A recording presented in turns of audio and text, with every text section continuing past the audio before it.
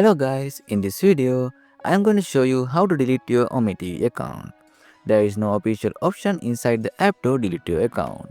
So the only way to do it is by sending an email to OmeTV support.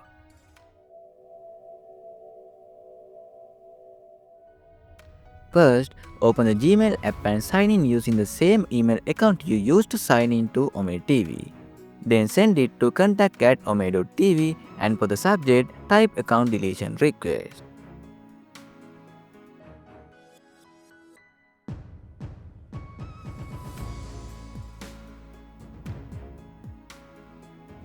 Now in the email message, write that you want to delete your OmeTV account. Make sure to include the email address you used to sign in. If you sign in using Facebook, open Facebook settings and go to the apps and websites.